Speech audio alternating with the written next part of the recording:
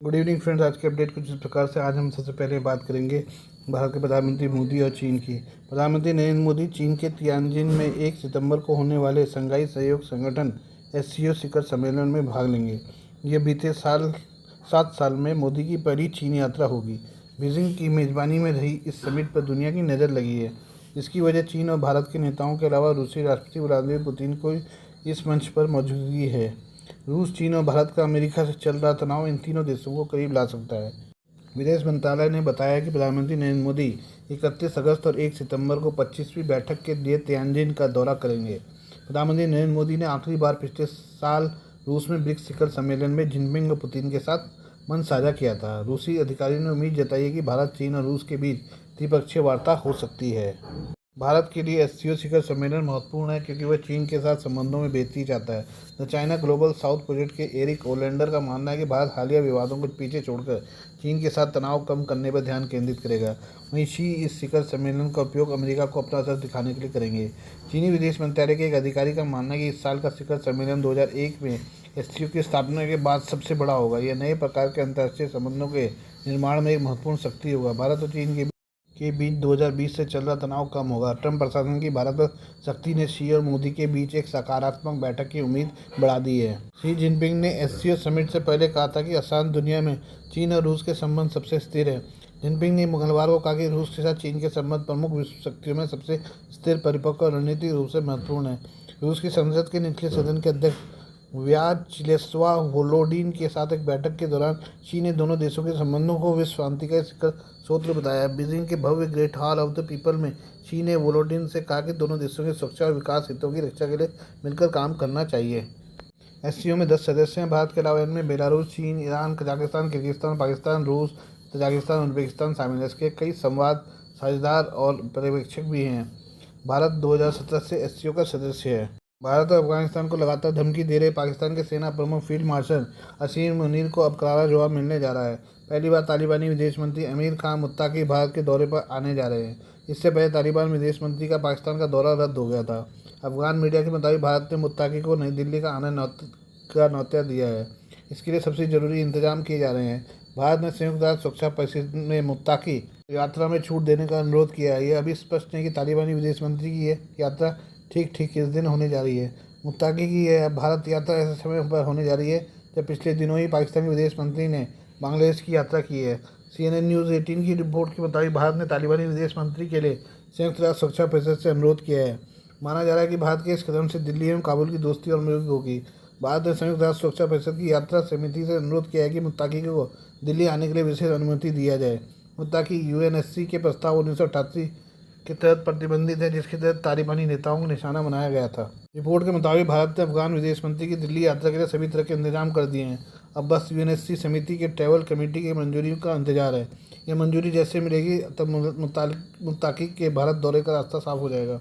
तालिबान के विदेश मंत्रालय ने भी मुत्ताकी के इस यात्रा की पुष्टि की है। अफगानिस्तान में तालिबान राज आने के बाद ऐसा पहली बार होगा कि तालिबान विदेश मंत्री भारत दौरे पर आएंगे। विश्लेषकों का कहना है कि मुत्ताकी की यह भारत यात्रा पाकिस्तान के लिए एक बड़ा झटका होगी। पाकिस्तान भारत के खिलाफ पूर्वी इलाके में हमले की धमकी दे रहा है। उसका इशारा बांग्लादेश की है और है, जहां अभी पाकिस्तानी विदेश मंत्री करीब 1 दशक बाद गए थे। इससे पहले अमेरिका ने मुत्ताकी के पाकिस्तान जाने के प्लान को मंजूरी नहीं दिया था। इस बात का भी खतरा है कि अमेरिका मुत्ताकी की भारत यात्रा को रोक सकता है।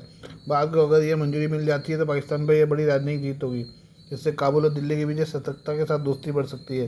पिछले दिनों अमेरिका से पाकिस्तान के आर्मी चीफ ने तालिबान को TTP को लेकर धमकी दी थी। अगर मुत्ताकी भारत आते हैं तो उसके साथ क्षेत्रीय सुरक्षा, व्यापार, संपर्क और मानवीय सहयोग पर बातचीत होगी। और ये बात करें अमेरिकी राष्ट्रपति डोनाल्ड ट्रंप की। अमेरिकी राष्ट्रपति डोनाल्ड ट्रंप ने बीते कुछ दिनों में प्रधानमंत्री नरेंद्र मोदी से फ़ोन पर बात करने की कोशिश की है। ट्रंप की ओर से कम 4 बार फ़ोन किया गया है, लेकिन भारतीय पीएम ने उनसे बात करने से इनकार कर दिया। ट्रंप ने मोदी से बात करने की कोशिश ऐसे समय की जब दोनों देशों के रिश्ते में टैरिफ के मुद्दे पर तनाव बना है।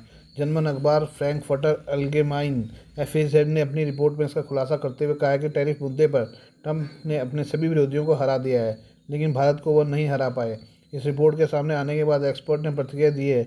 उनका कहना है कि यह भारत के कड़े रुख का संकेत है। वियना की रहने वाली जियोपॉलिटिकल रणनीतिकार वेलिना चाकरोवा ने जर्मन अखबार के दावे पर प्रतिक्रिया देते हुए कहा कि भारत ने ऐसा कर बहुत साफ संदेश देने की कोशिश की है। उन्होंने अपने ट्वीट में लिखा, जर्मन FAZ कहता है कि ट्रंप ने मोदी से 4 बार संपर्क की कोशिश की और सभी कॉल अस्वीकार कर दी गई। भारत की आधिकारिक लाइन ऐसे कॉन्टैक्ट से इनकार किया है। हालांकि साफ है मोदी ने ट्रंप के ट्रैप से बचने के लिए ड्रैगन बियर चीन और रूस की ओर रुख किया है। नई दिल्ली ने अपना विकल्प चुनते हुए अमेरिका को संदेश दिया है। जर्मन अखबार की रिपोर्ट करते हैं कि नरेंद्र मोदी ने डोनाल्ड ट्रंप से बातचीत से इनकार किया, साथ ही अमेरिकी डेलीगेशन को भी भारत में आने की इजाज़त देने से इनकार कर दिया। अखबार ने लिखा कि पीएम मोदी को ट्रंप के बर्ताव से बहुत ज़्यादा बुरा महसूस हुआ। यही वजह है कि उन्होंने कड़ा रुख दिखाया और साफ किया कि वो अमेरिका के सामने झुकने को तैयार नहीं है। रिपोर्ट में बताया गया कि ट्रंप ने वियतनाम के सुप्रीम लीडर से टैरिफ मामले को लेकर फ़ोन पर बात की थी। समझौता नहीं होने के बावजूद ट्रंप ने सोशल मीडिया पर डील का ऐलान कर दिया। ऐसे किसी कंट्रोवर्सी से बचने के लिए भी मोदी ने बात करने से बचने का रास्ता अपनाया। इसलिए मोदी ने अमेरिकी प्रतिनिधिमंडल की प्रस्तावित दिल्ली यात्रा भी रद्द कर दी। भारत और अमेरिका के रिश्ते बीते कुछ समय से तनातनी के। दोनों देशों के रिश्तों में गिरावट ऑपरेशन सिंदूर के समय ही हो गई थी, जब ट्रंप ने सीजफायर का दावा किया। इसके बाद ट्रंप प्रशासन ने भारत को रूस से तेल खरीद के लिए धमकाने की कोशिश की और भारत पर 50% टैरिफ लगा दिया। ट्रंप ने भारत को डेड इकोनॉमी तक कह दिया, जिससे संबंधों को और ज़्यादा ख़राब कर दिया। आइए बात करें पाकिस्तान में बाढ़ की स्थिति की। पाकिस्तान के पंजाब, खैबर पख्तूनख्वा और पीओके समेत बड़े इलाके में बाढ़ भयावह रूप लेती जा रही है। लगातार भारी बारिश और भारत से नदियों से छोड़े गए पानी ने पाकिस्तान सरकार की मुश्किल बढ़ा दी है। भारत से सतलज और रावी नदी में पानी छोड़े जाने के बाद पाकिस्तान की आपदा प्रबंधन एजेंसी एनडीएमए ने बाढ़ का अलर्ट जारी किया है। इसके बाद राहत कर्मियों ने करीब 1.5 लाख लोगों को सुरक्षित क्षेत्रों में भेजा है। भारत की ओर से पाकिस्तान को पानी छोड़े जाने की जानकारी दे दी गई थी। इससे स्थानीय प्रशासन लोगों को निकालने के काम में जुट गया। भारत के माधोपुर हेडवर्क से रावी नदी में पानी का प्रवाह बढ़ गया है। सतलज में छोड़े गए पानी ने दक्षिणी पंजाब के कुछ हिस्सों में जलमग्न कर दिया है। एनडीएमए ने कहा कि हिमाचल प्रदेश और उत्तराखंड जैसे भारतीय राज्यों में भारी बारिश से पाकिस्तान की ओर बहने वाली नदियां भी उफान पर आ सकते हैं। ऐसे में 24 घंटे स्थिति पर नजर रखी जा रही है। पाक मीडिया के मुताबिक एनडीएमए के अधिकारी ने मंगलवार को कहा कि रावी और सतलज का जस्तर लगातार बढ़ रहा है। एक बड़ी आबादी खासतौर से पंजाब के लिए खतरा का सबब बन रहा है। नदियों का जलस्तर बढ़ने के बाद पंजाब सरकार भावलनगर, कसूर, ओकारा, पाकपट्टन, भावलपुर और बिहारी से लोगों को निकाल रही है। नदियों के पास बड़े सैकड़ों गाँवों को खाली करा लिया गया है। लोगों से नदियों और निचले इलाकों से दूर रहने को कहा गया है। एनडीएमए के अनुसार प्रमुख नदियों में बाढ़ की स्थिति गंभीर बनी हुई है। सतलज नदी कुछ स्थानों पर बाढ़ के खतरनाक स्तर पर पहुंच गई है। नदी के किनारे अन्य स्थानों पर उच्च से मध्यम स्तर की बाढ़ आ रही है। रावी नदी में जलस्तर बढ़ने से कुछ स्थानों पर मध्यम, कई स्थानों पर निम्न स्तर की बाढ़ है। रावी और सतलज के अलावा बसंतर, बेइन और देग जैसी सहायक नदियाँ भी बाढ़ की स्थिति में हैं। पंजाब के लाहौर, साहिवाल, मुल्तान, भावलपुर और डेरा गाजी खान में प्रशासनिक अमले को हाई अलर्ट पर रखा गया है। मस्जिदों के जरिए से लोगों से सुरक्षित स्थानों पर जाने का आग्रह किया जा रहा है। अधिकारियों ने बताया कि ग्रामीणों के लिए पशुओं को छोड़कर जाने के लिए मनाना मुश्किल हो रहा है। ऐसे में पशुओं के लिए राहत शिविर और चारे की व्यवस्था की जा रही है। Please do like, share and subscribe this channel of my news, views and analysis by Prakash.